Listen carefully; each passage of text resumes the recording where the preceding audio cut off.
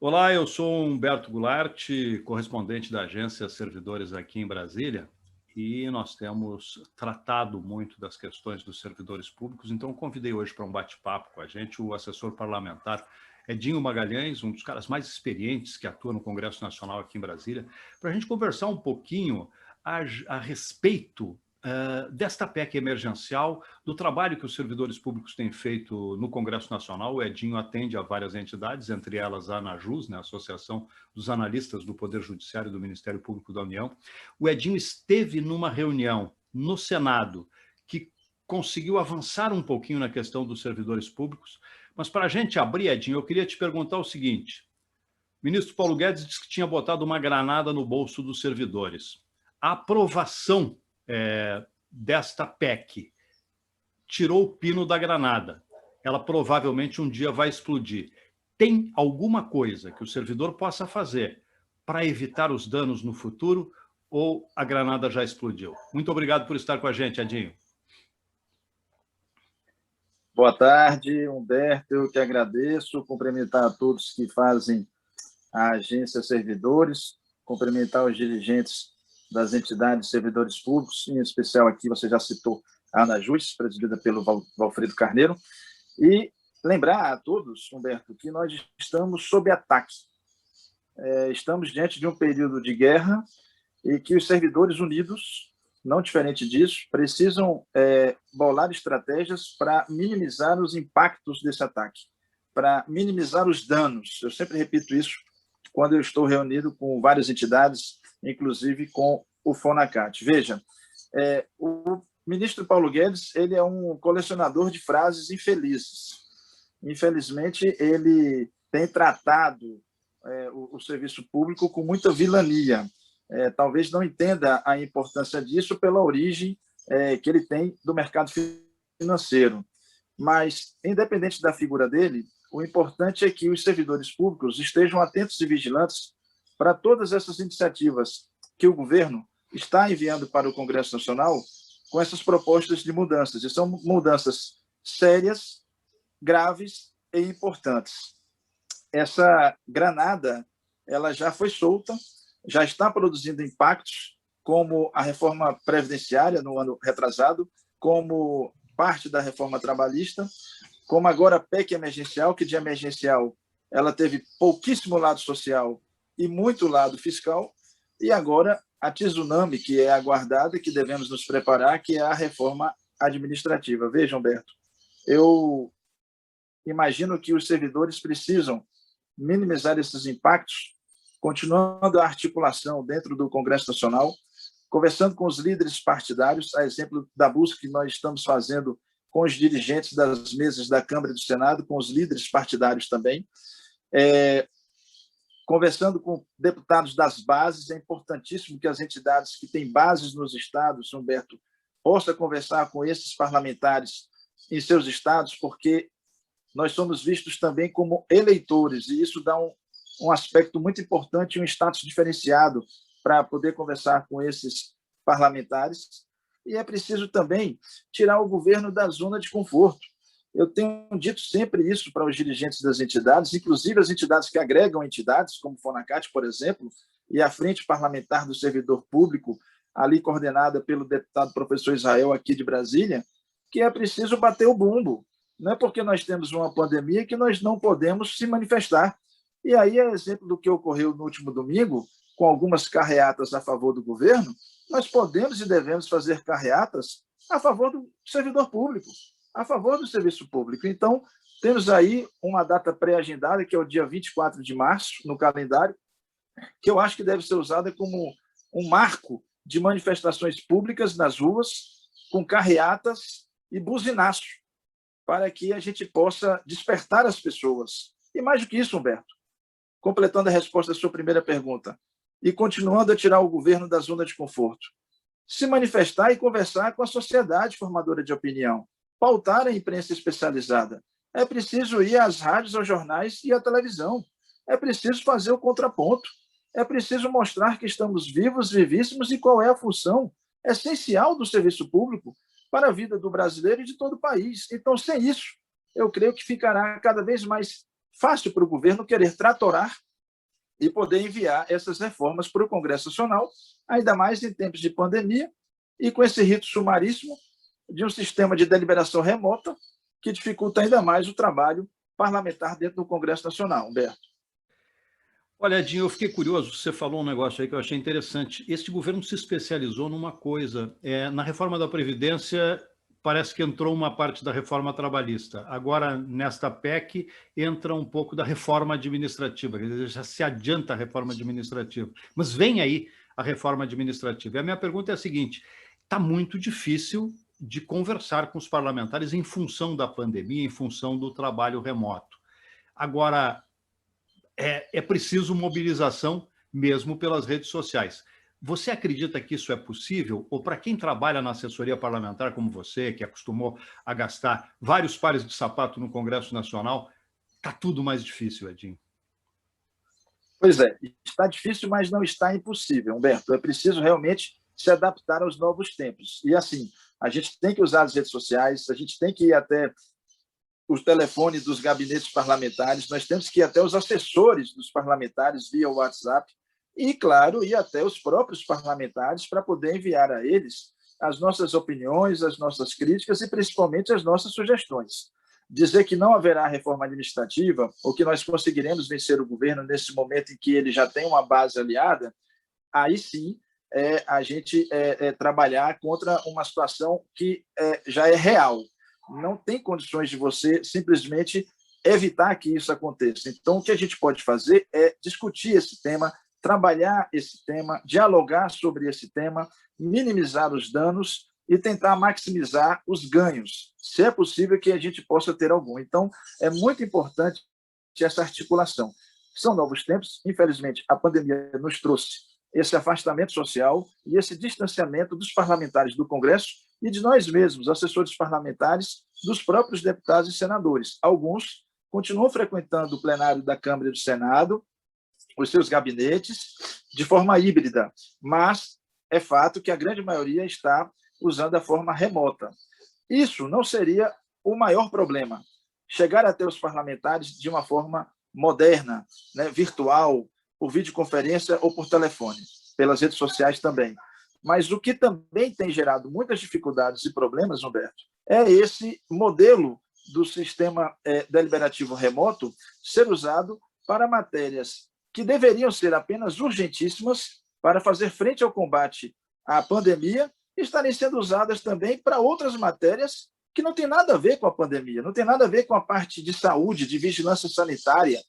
Então, é um rito sumaríssimo aprovado por resoluções da mesa da Câmara e do Senado, que foi colocado na Constituição para tratar de temas de urgência urgentíssima, e aí está certo, não poderíamos ficar debruçados meses sobre uma PEC para poder transferir recursos aos estados e municípios, fazerem frente à guerra contra o coronavírus e salvar vidas. Então, portanto, é necessário agilizar esse trâmite, e aí isso foi feito.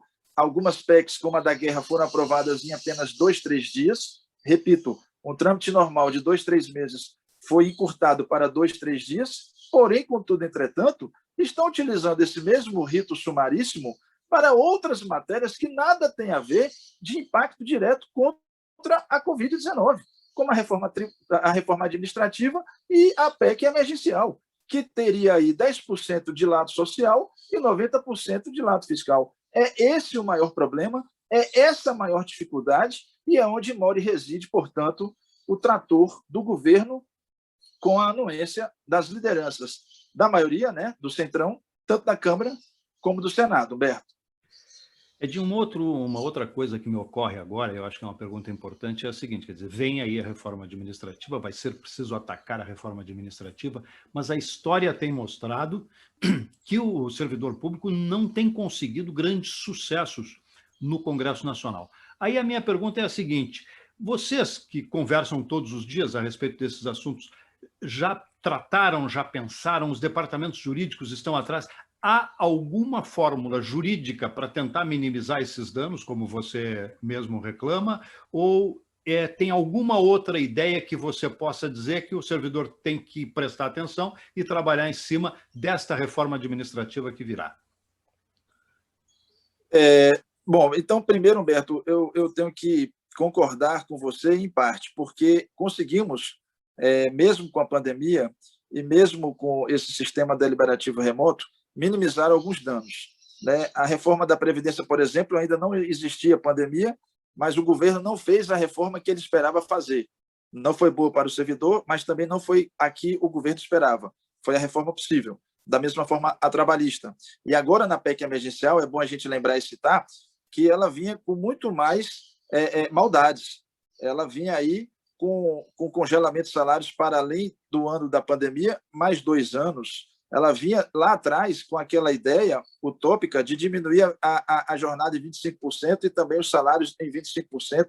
E esse trabalho de articulação nas bases e com as lideranças, junto com as diretorias das entidades e nós que fazemos assessoria, conseguimos fazer chegar aos senhores parlamentares e até a Casa Civil da Presidência da República que isso não seria possível, né? Que isso aí era um abuso, era um autoritarismo, era rasgar a Constituição e, portanto, motivo de até mesmo uma reclamação por inconstitucionalidade no Supremo Tribunal Federal. Então, nós já estamos conseguindo minimizar esses danos.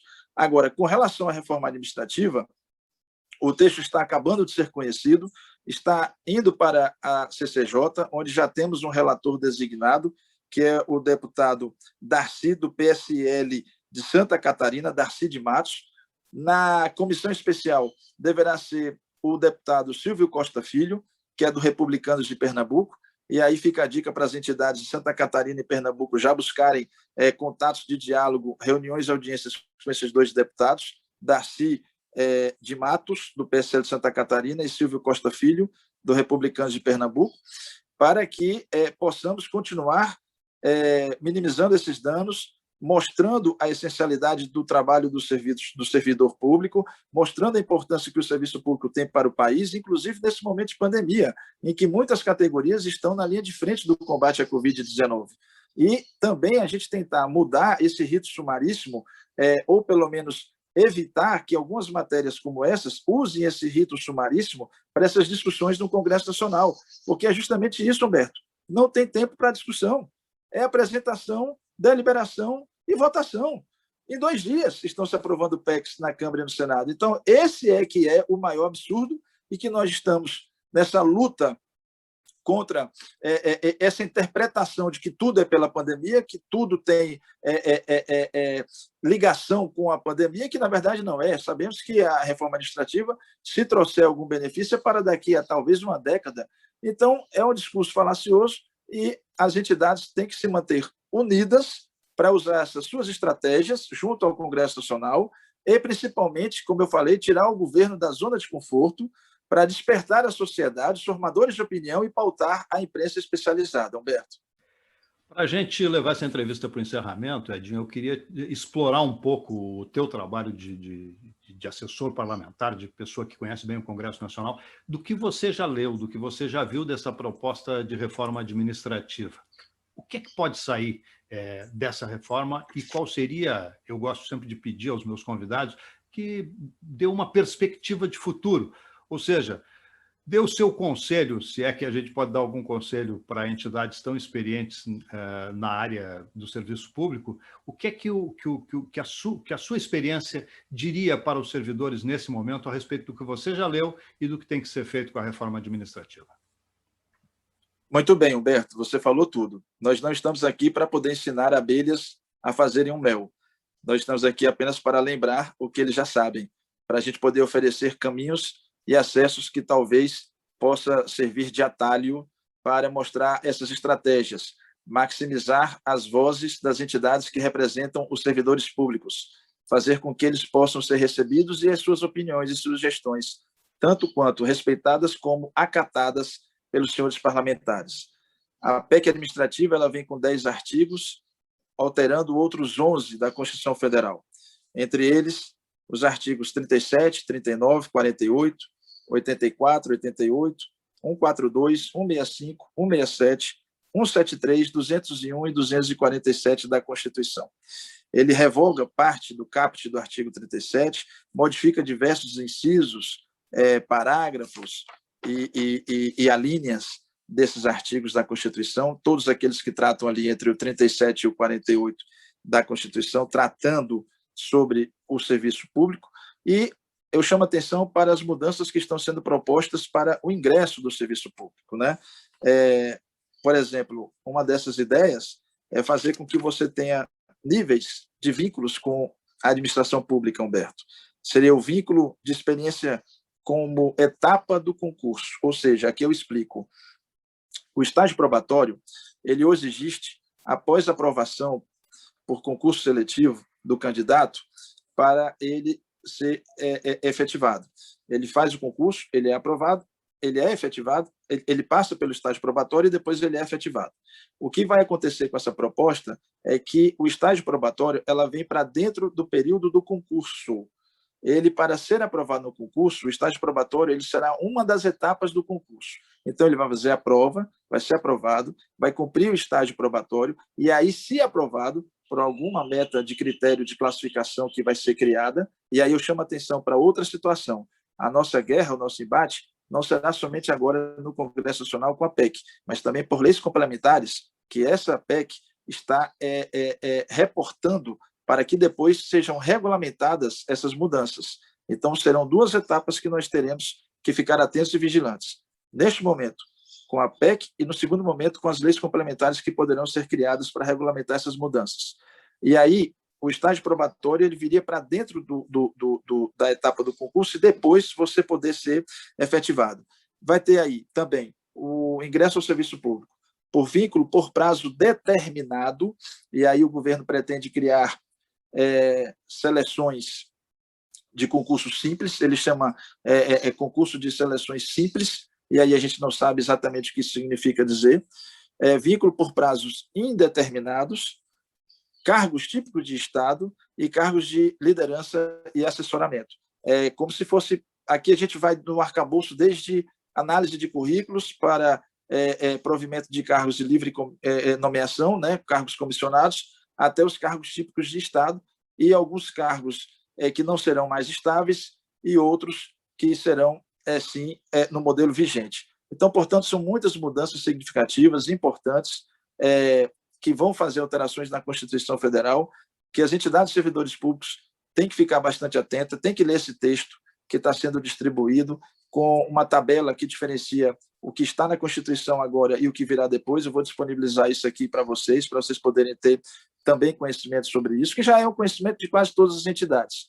Mas para que todos possam entender, o governo visa mexer na forma de ingresso no serviço público, na estabilidade e também nos benefícios que existem hoje inerentes às mais diversas categorias de servidores públicos, Humberto. Então, realmente, é uma mudança significativa, tem que ser olhada com muita atenção e importância, porque é um quadro sério e grave que querem imputar na Constituição para mudar esse perfil e o status do servidor e do serviço público hoje em vigor no Brasil, Humberto.